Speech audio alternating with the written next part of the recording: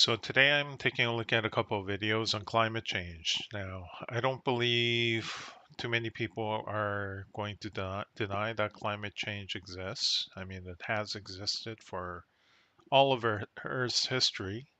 I don't think too many people will also argue that man-made cause of greenhouse gases is not a thing. Now, where it is being contested is just a matter of degree. How much damage is being done from man made sources of greenhouse gases? And that's one minor point. Now, one focus that hasn't really been played out too much so far is, well, I shouldn't say that. Well, the question is, what do we do about it? Um, So far, uh, the measures that have been proposed have been, um, well, the popular measures that have been proposed have been extremely simplistic and unrealistic and likely not to work.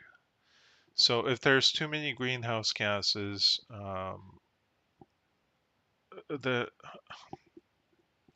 the instinctual answer is just to say, well, we should limit it then using laws or whatever. That is a very simplistic answer. Um, I don't want to get too far into it for now, but um, let's take a look at the videos.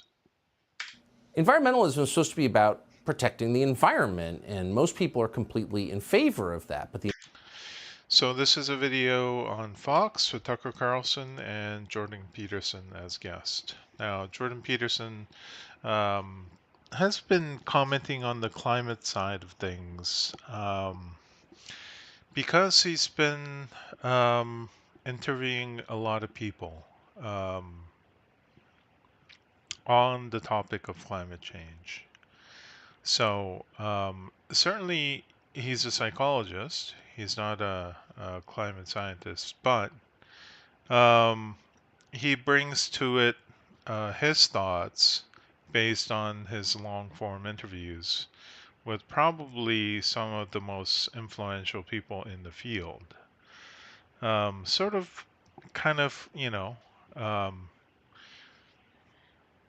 he brings to it the level of knowledge that maybe Joe Rogan has through his interviews, maybe slightly more because Jordan Peterson, uh, while his topic is of study was not climate science, the scientific methodology he would be very familiar with. Um, but let's take a look. environmental movement of today has nothing to do with protecting the environment. They're destroying the environment, killing the California condor with their wind projects and whales, and basically wrecking Africa with all the elements needed for their new battery revolution. Yeah, so he's referencing like the amount of birds that are killed by wind turbines. A lot of them die. A lot of them. Also, it has to do with like it's such a big. Those are such big fan blades, or I don't know what to call them. Turbine blades. I don't know. They're such big blades. It tends to have like it has it tends to disrupt them in a number of ways. Like the disturbance in the air it causes and the noise itself. And plus, it has a sort of like a vortex suction effect. Kind of pulls them into the blades and strikes them and kills them. So um, also, the other thing that he was referencing is the extent to which battery making, especially lithium ion batteries, the amount of destruction and, frankly speaking, child labor that is involved in production of that in Africa. Um, There's there's like one spot in Africa where like most of cobalt comes from, and a lot of most lithium ion battery technology today uses cobalt for it. Now, some are moving away from cobalt usage because of so many problems with child slave labor. Sort of sacrificing some of the performance to be more ethically produced, I guess. So some of the cobalt-free batteries have been coming out, but if it's not cobalt, it's something else. It's a lot of um, there's a lot of exploitation going on in that industry. et cetera, et cetera, et cetera. It's not about the environment. It's some kind of weird cult around climate. And who better to assess a cult than Jordan Peterson, who is a famous psychologist and author? We asked him about what is happening recently. Here's the conversation that resulted. So yeah, although Jordan Peterson is not a professional, doesn't originally have like a climate background, he definitely has enough knowledge to recognize that when he has enough knowledge, scientific knowledge, to recognize false claims or exceedingly unlikely claims or weird nonsensical solutions proposed that are counterfactual to what we know already. So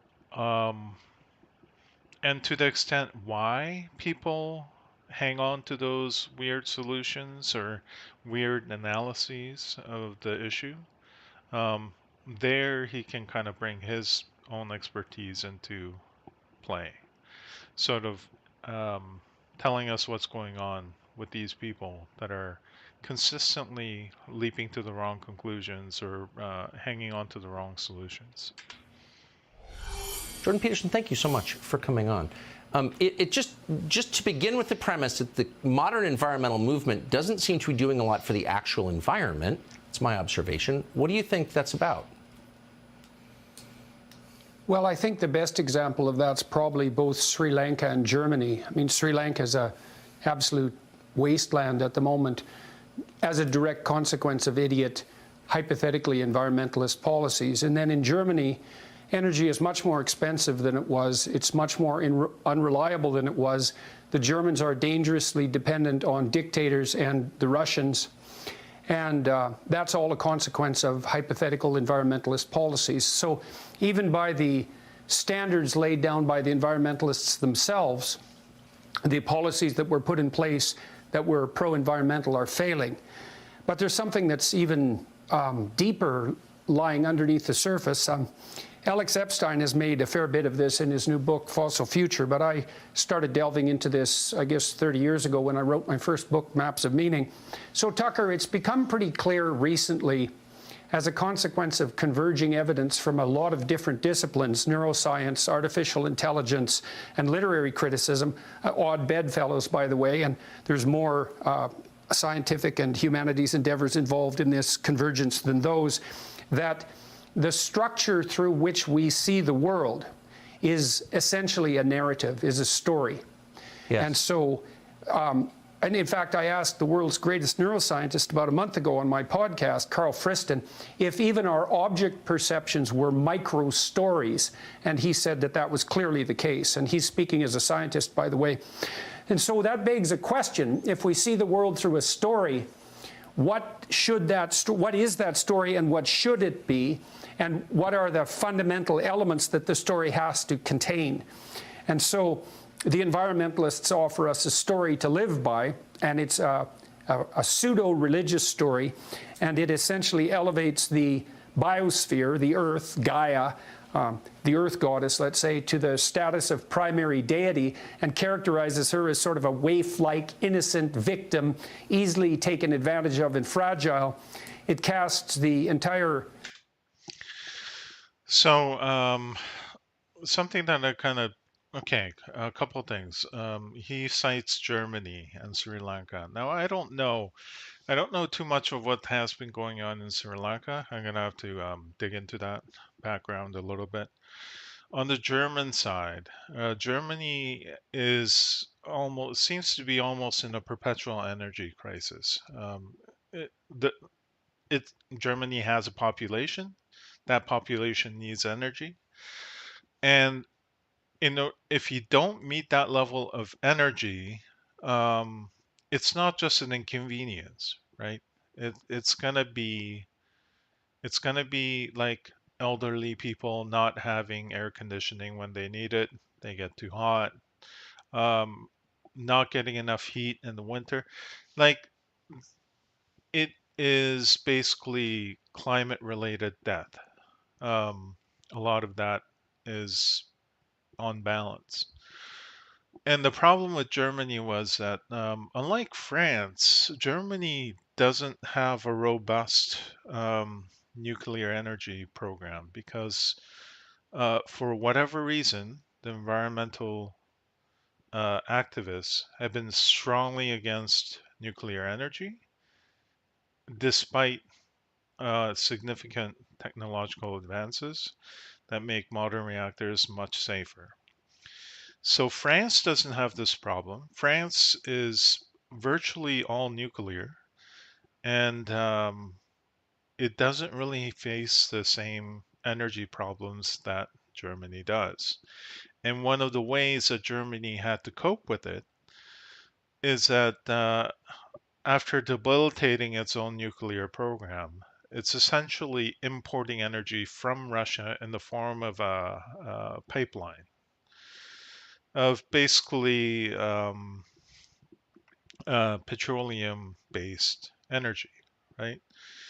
So, which in turn ended up playing a significant role in the Ukrainian Russian conflict. Anyway, now Jordan Peterson has started diving into a lot of this stuff, like the psychology behind the modern environmental movement, why it's making the seemingly weird moves that they're making, and basically positing sort of like a um, sort of man-constructed god of Gaia or whatever, a fragile being um, that they purport to protect, I guess. Well, we'll see what more he says. Human endeavor on the social front as a raping and pillaging patriarchal monster only interested in power, and it casts the individual as like a devouring mouth riding on the back of that giant, essentially. And so that's a description of the world, and there's some truth to that, right? Because we can wreak environmental havoc. Yes. Social structures can become power mad, and we can be carelessly consumerist, but it's a very incomplete story.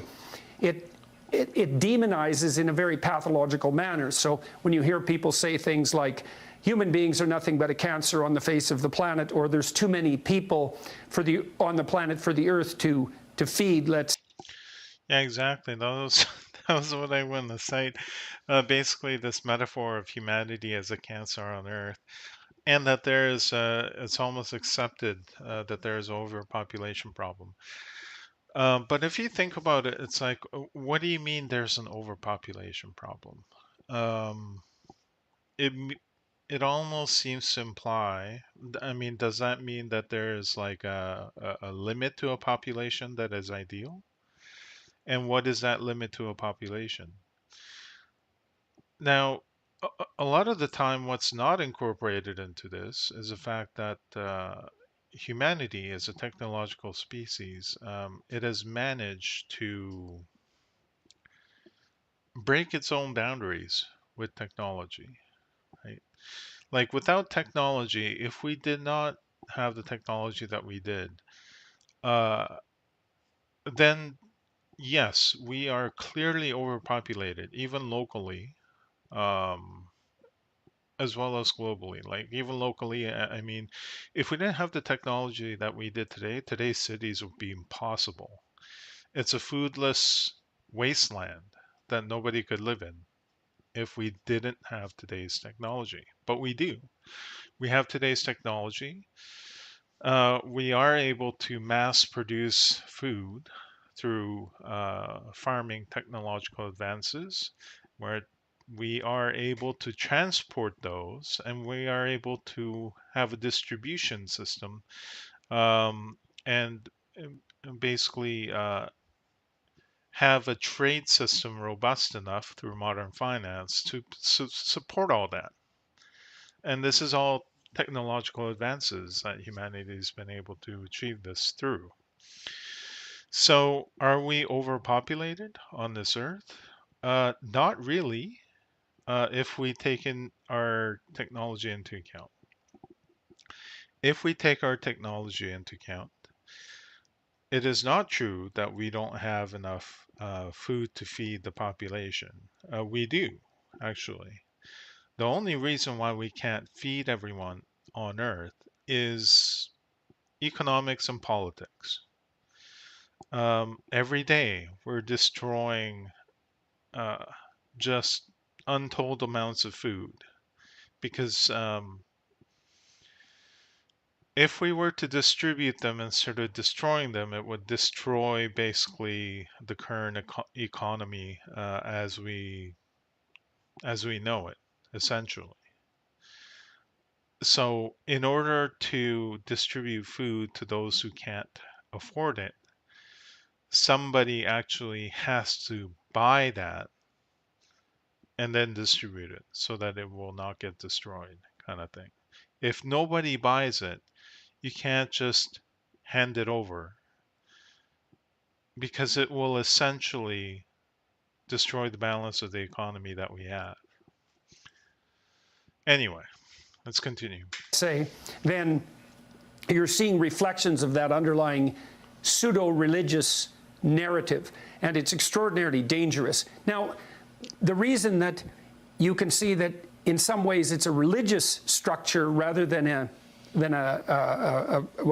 careful attempt to grapple with the full realities of the world is that it has these odd features. So, for example, the environmentalists tend to radically oppose nuclear power and also natural gas. And it's clearly the case that there's nothing that reduces carbon production more effectively than nuclear power. Yeah, what's that about? Like, I don't know. Like, well, I sort of get it. It's almost like a fallout from Fallout. Maybe the wrong choice of words. It's almost like a effect of the Cold War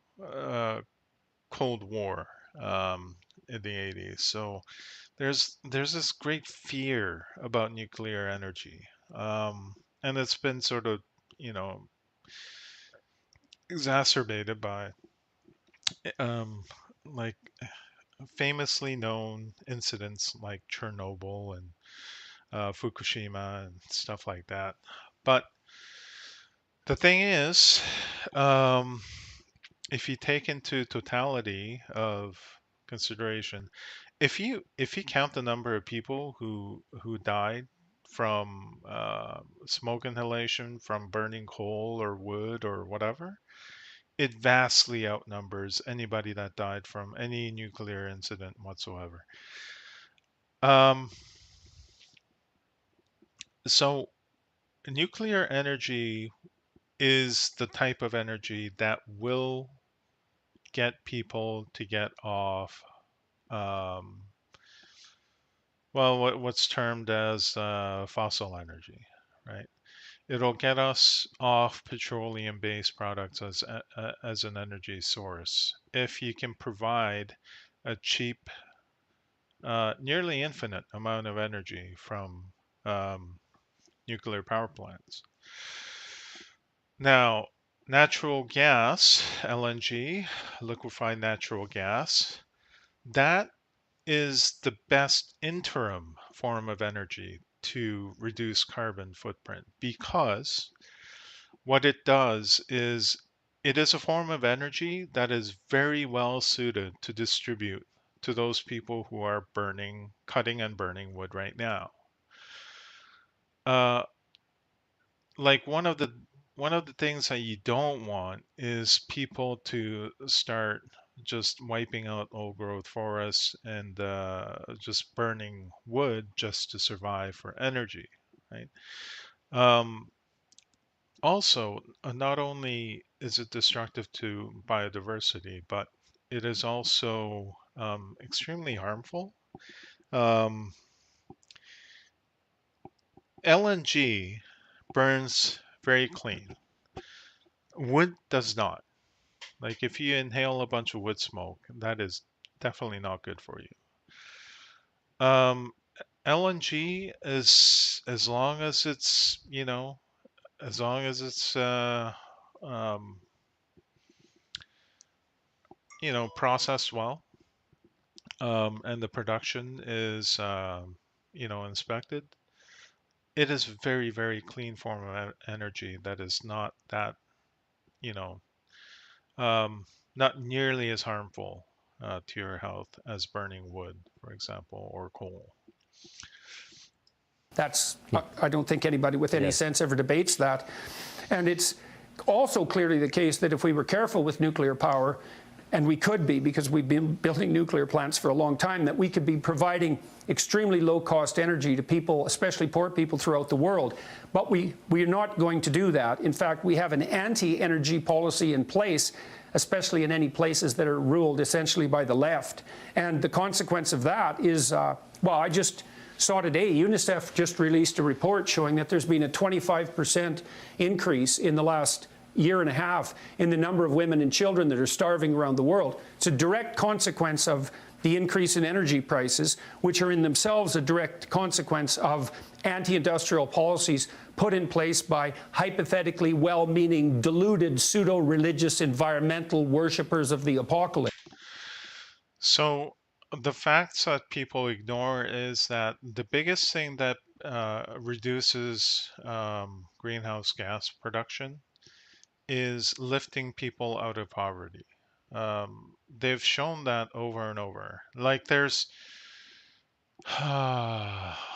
not just carbon footprint, but environmental destruction in general. Like environmental protection is a luxury commodity, so to speak.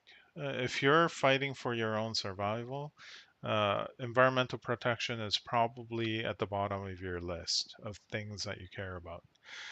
If you lift people out of poverty, um, that becomes a possibility. People can afford to care about their environment. Now, the fastest way to lift people out of poverty is to have cheap energy, because the energy drives everything that you want to do, uh, that economically that produces value. And so if you can provide cheap energy to everyone, then you're going to lift a lot of people out of poverty, and they're going to be able to afford to not only take care of themselves and their health and actually have enough to eat and have meaningful lives. Not only that, but um, they will also be able to care about the environment.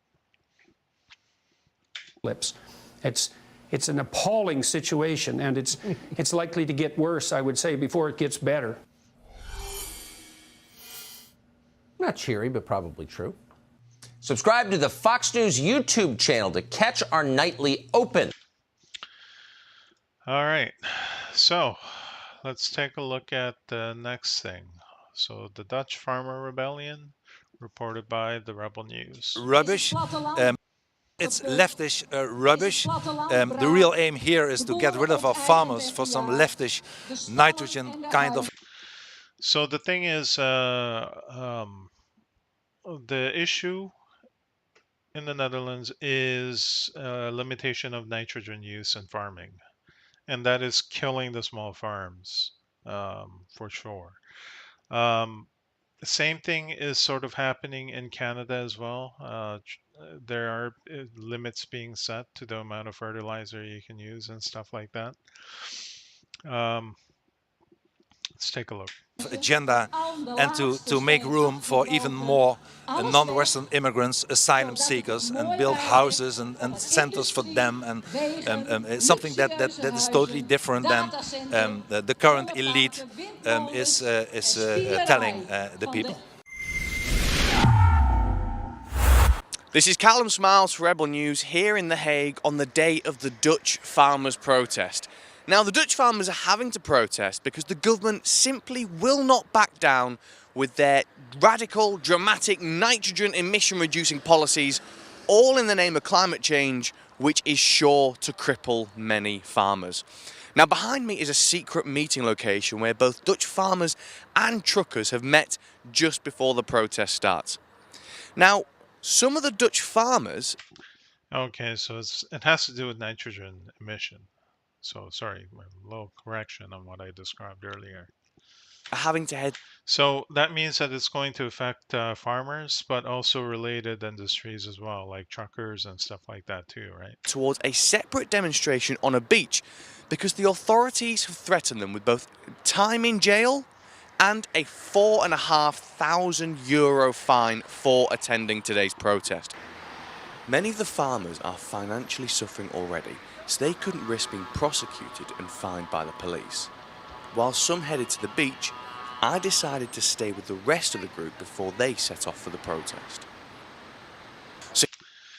And like a lot of Americans take their freedom of speech for granted, a lot of the rest of the world doesn't have that.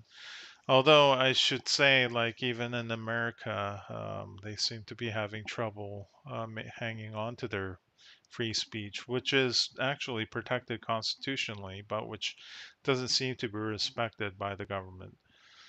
So here at the farmer and trucker meeting point, there is an excited yet nervous atmosphere as the police are making it very difficult for the convoys to move.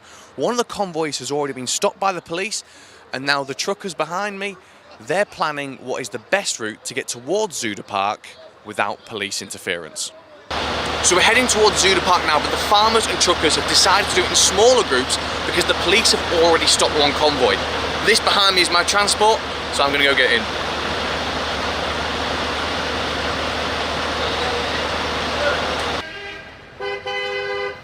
Whilst I drove with Johan, my producer followed in a car as part of the convoy, so I took the time to ask Johan about the protest. So we wanted to go to the Zuider Park, but probably we never ever will arrive.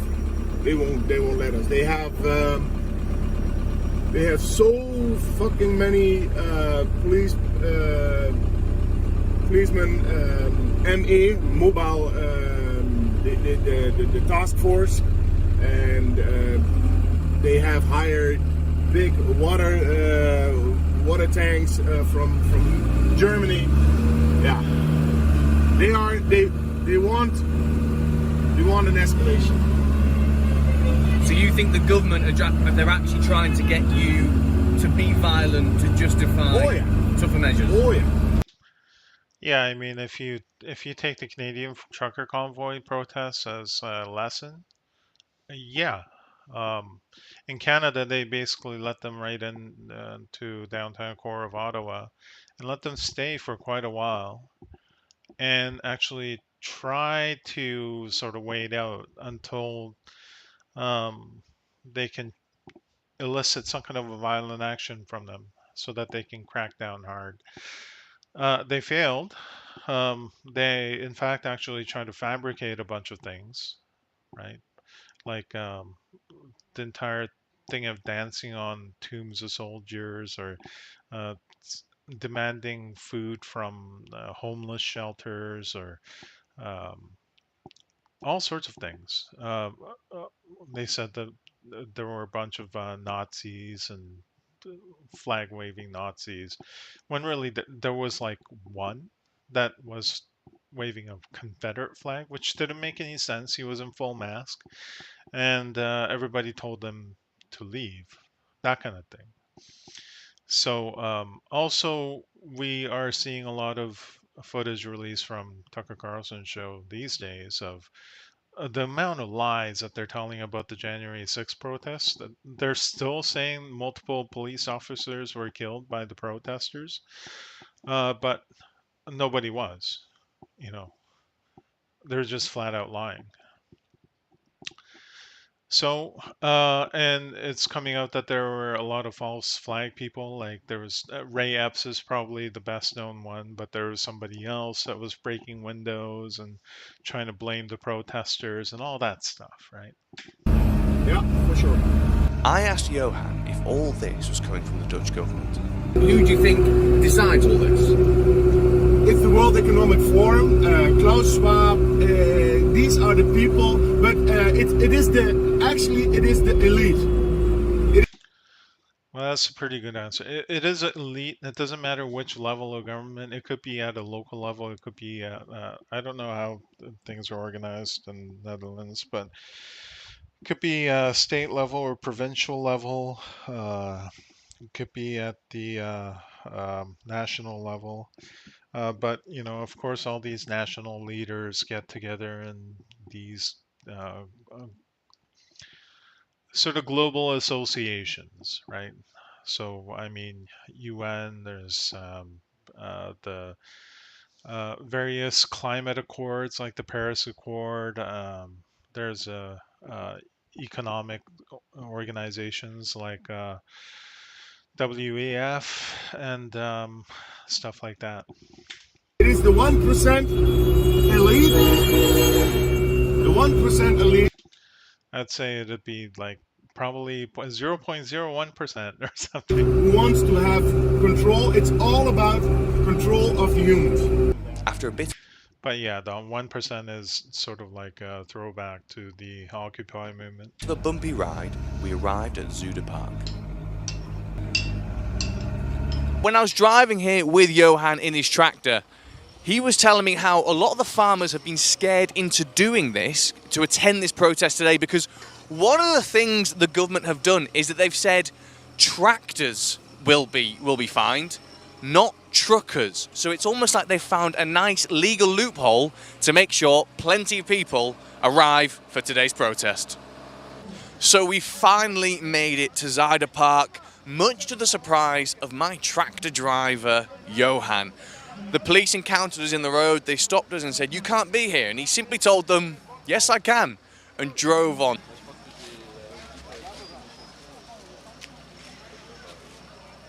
So despite the authorities' best efforts to prevent people from coming here today, as you can quite clearly see behind me, they have failed, and failed miserably, as people are still turning up across the field over there. There are thousands of people here. Tractor drivers are told if they come here they will face fines of up to £4,500, and yet tractor drivers have still turned up. I'm going to go mingle with the crowd and ask them exactly why they think it's important to be here. Do you think the Dutch nitrogen emission reducing policies will cripple farmers? Yes, of course, yes. We are from a region, Friesland, the best region in Holland, by the way.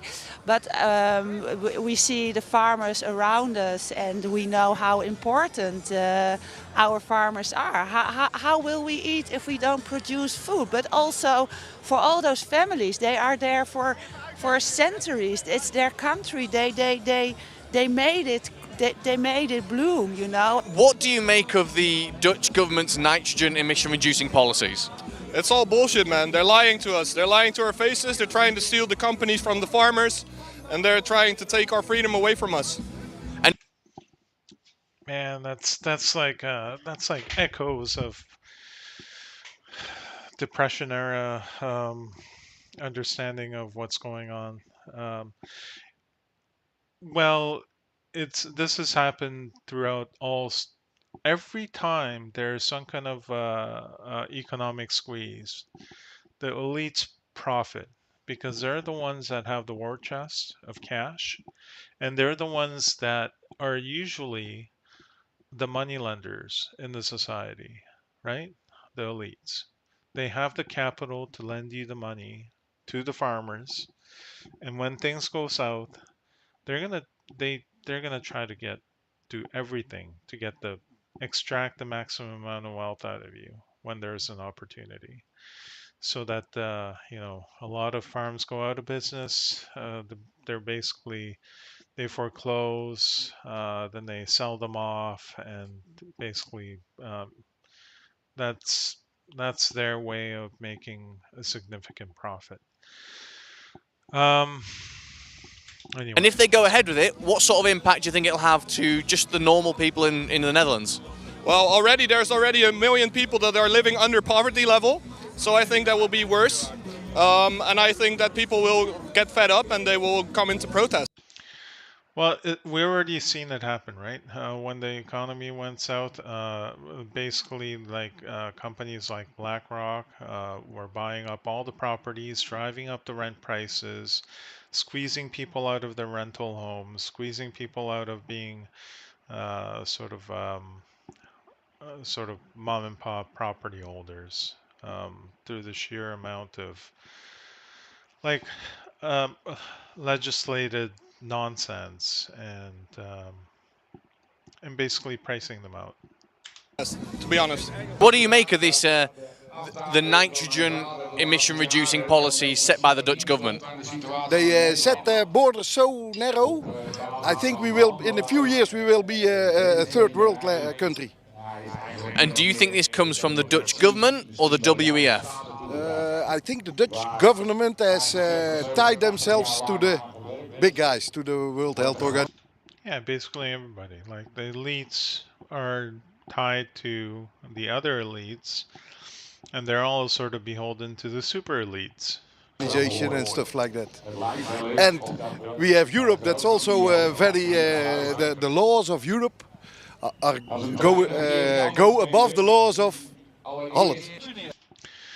So here's the thing, especially in their environment, where there's a European Union, this globalist tendency is not just, it's much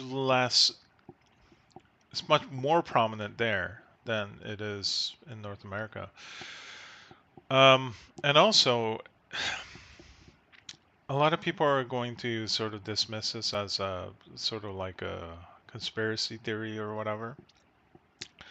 But you take a look at the actions, and if all the actions are consistent with a sort of like an agenda that most global elites tend to agree with at the expense of their own populations, and that sort of benefits them personally and to their own loyalty base. I mean, you can't call that that's at that point it's factual, it's data based, it's not a conspiracy.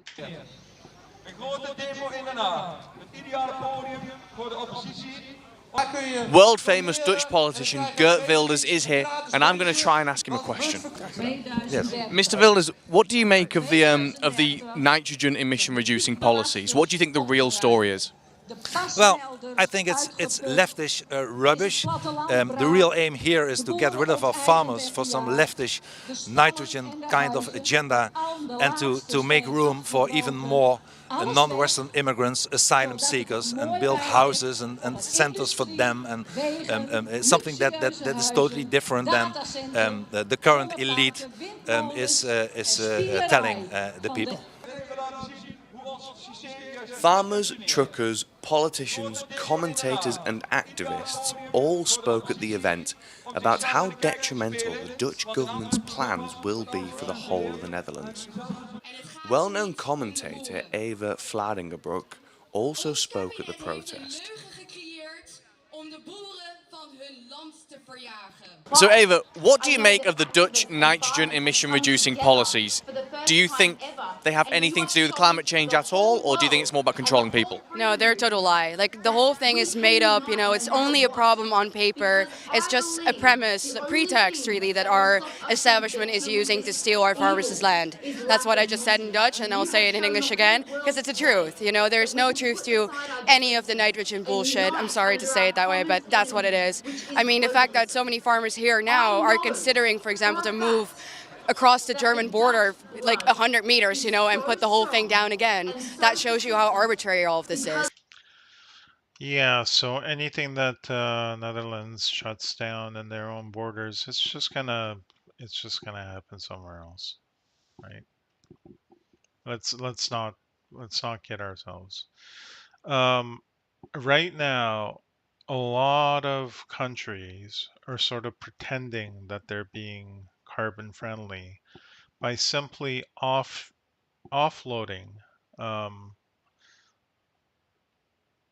production to countries like China, and then basically shipping things back and forth, and then just pretending like basically not in my backyard is sort of like the strategy, which is a terrible strategy. Because if you manufactured things, if you created energy, if you did industry in, let's say, North America or Europe, the regulations would be such that the motion emissions would be as low as possible, like the carbon footprint would be as low as possible. Now, what happens when you move it offshore to countries like China is that there would be simply, it'll be virtually unregulated. They would have regulations on paper only. Corruption is rampant. There would be just like bribes just to have the government turn a blind eye. And like it's anywhere that's outside of sort of like North America and Europe, like Western Europe, this is very, very common. Like even in Korea, where I came from, I remember my parents taking envelopes of cash to my elementary school teachers so that I would not be given a failing grade, kind of thing. It's ridiculous the kinds of corruption that's rampant.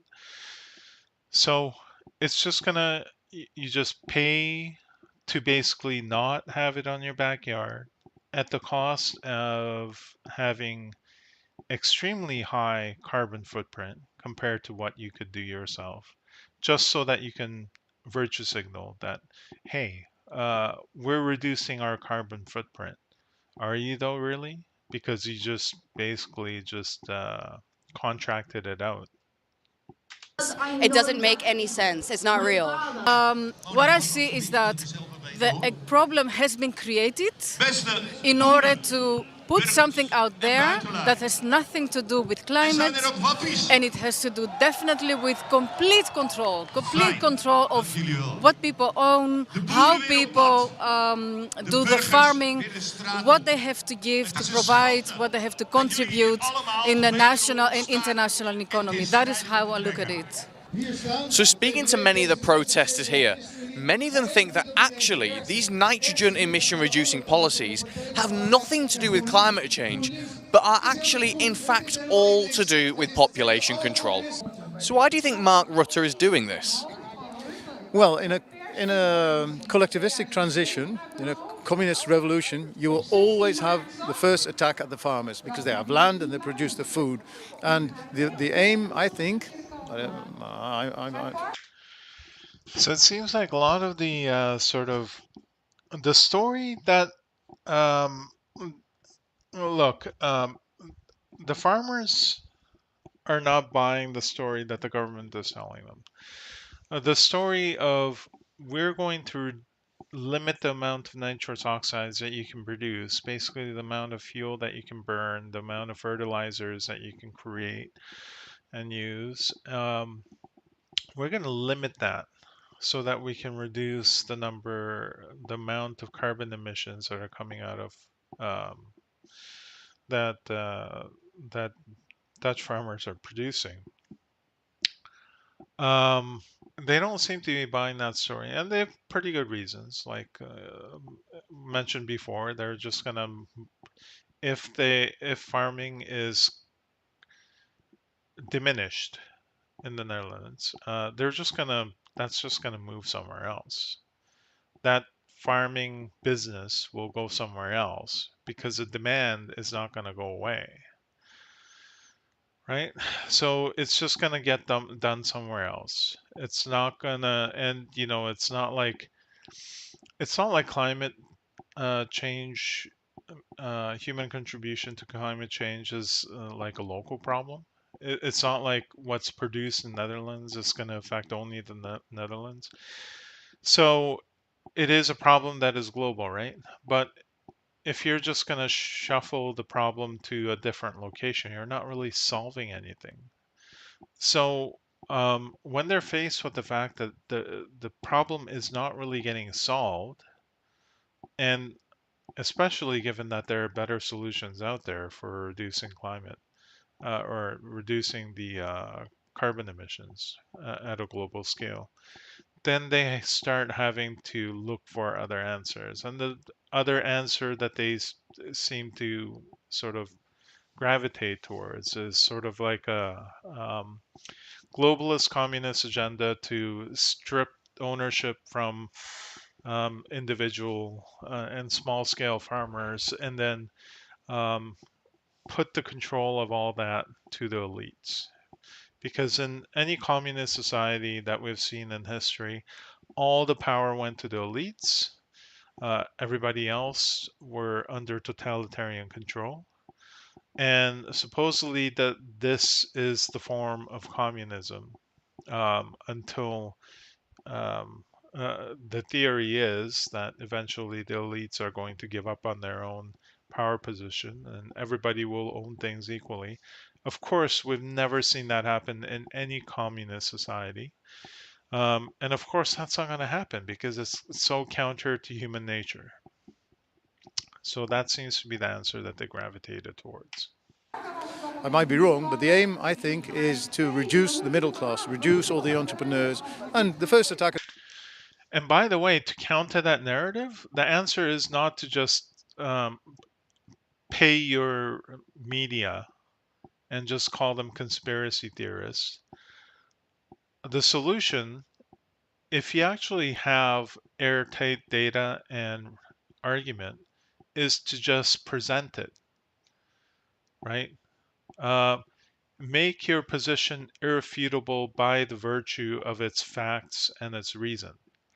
But of course, they can't do that because their reasoning is so shaky, and it's a wrong solution to the wrong problem. So what are you going to do? You're not going to convince anyone by just simply hanging on to that wrong solution to the wrong problem and then just labeling everybody extremists or conspiracy theorists or whatever that they do.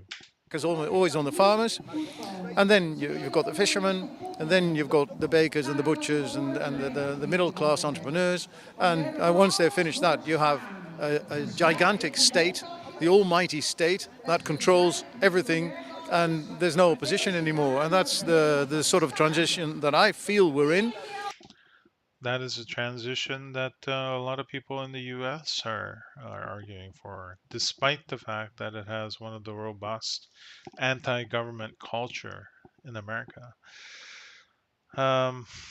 Yeah, they're basically like, forget the Constitution, forget all the rights that we have, just give control to the people that we trust and let them do whatever to fix things, because to do otherwise would be just ignorant, extremist, um, racist, misogynistic, whatever other label they can put on it. And I think we should fight this tooth and nail to get rid of this, because, well, we've seen it in the Soviet Union, we've seen it in North Korea, we've seen it in China, we've seen it in Cuba, and before you know it, you're stuck with people who are in control, who are not there out of. Once you give people too much control, they'll never let go of it. They'll not use it for good uses, and often millions of people will die. We've seen that in China, we've seen that in Soviet Union, Cuba, Cambodia, everywhere else where communism ran rampant. Anywhere else, like, it doesn't even have to be communism. Anywhere where essentially total control by elites, whether it's one elite or several elites, whether it's a dictatorship or an oligarchy, where that's running rampant. Your interest? No, they're only working for their own interest. So why are the Dutch government policies not a good thing? They're selling the land out. When you got a land like the Dutch, every country got to see his land as a company. So when the government we got over here was in the business, they get fired long time ago. But they can make mistake after mistake and they can keep going on. We got normally we got a good country. Normally, good finance, everything is good. But in the past years, everything is coming down. Everything, the farmers, everything went. So this is one thing that I don't get. Like the left has always complained, not like super hardcore communist left, but the left. Maybe center left to socialist left, something like that. The left has always complained about big corporations, big box stores killing the mom and pop shops, and then just essentially setting up monopolies. Or yeah, basically monopolies and price fixing and all this kind of crap. I've always complained about that. Well, they used to, but they don't now. And I don't know why the switch happened, right? They don't, the only people speaking out against um,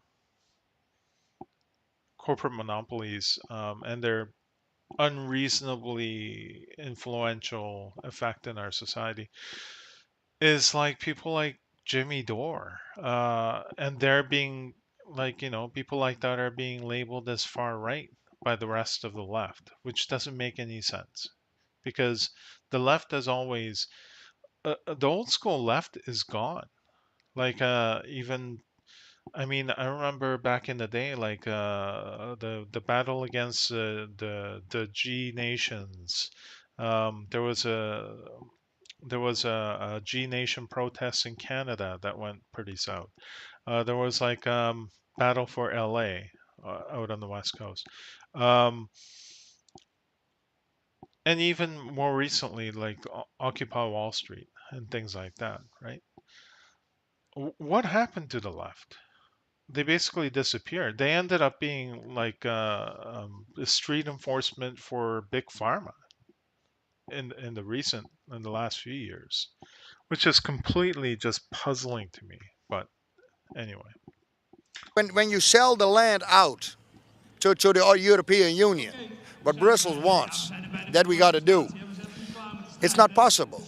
We can just don't live like Germany or the UK or Belgium. Every country got its difference. Also here. So you got to take care of your own country. And what do you think the EU want to do with this land? I think they want to make one big city of it, three-state city, and then they gonna make the food as a supply. When you don't do your best, you get less food. They essentially want a modern serfdom. Basically, the few people in power controlling the land, and basically, well, what can you do without land? Uh, you need land to live, to farm, to do things. They're basically going to own the land and thereby control everything else that you do. So you gotta stay in line. Then with 40, 50 years, they don't need police anymore. Because when you don't listen, you don't get food. Will the Dutch government policies have a negative effect on farmers?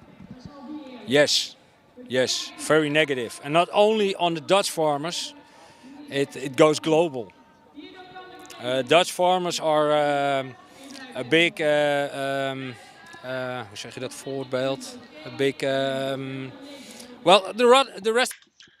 Yeah, it's everywhere in the world. It's like capping emissions, and especially coupled with carbon credits, it becomes like the biggest scam.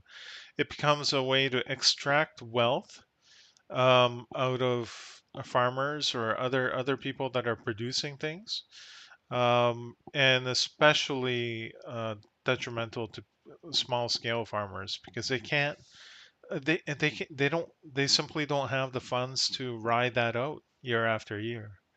Um, what ends up happening is the huge um, farming companies and corporations, they tend to be able to ride it out. They buy out the smaller ones, and then they end up setting up a monopoly. The rest of the world looks up to us. We're so small, but so big agricultural industry. Yes, and that's why the rest of the world will be affected. So after what has been an incredibly peaceful protest here in Zuiderpark in The Hague, nearly everyone here is of a similar belief that this has nothing to do with reducing nitrogen emissions and having a positive impact for climate change, but is actually in fact all to do with population control. Another thing everyone here seems to understand is that the Netherlands is one of the largest agricultural exporters in the world. So if the Dutch farmers fall, ultimately, it will have a knock-on effect across the entire planet. This has been Callum Smiles for Rebel News, here in The Hague.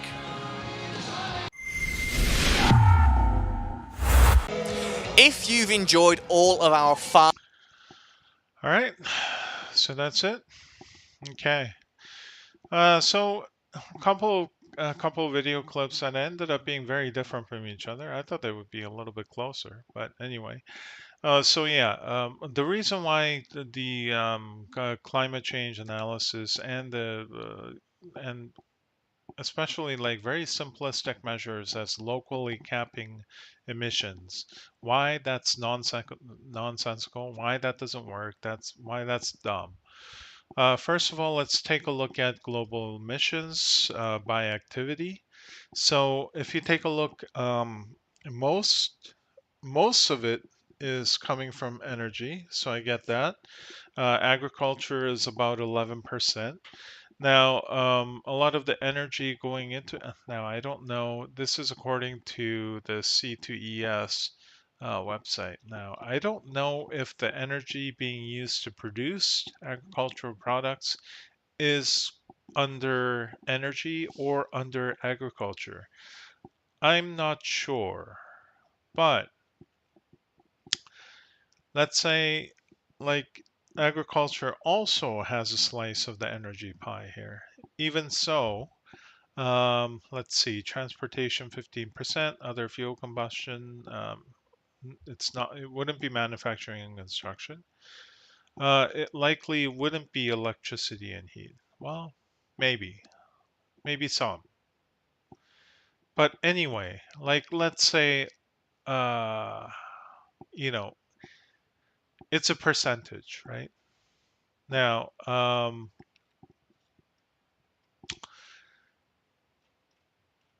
if you take a look at who's producing what, this is where things start falling apart, right? Well, it already starts falling apart by the activity, but if you're limiting agriculture activity, you're only taking out a small piece of pie.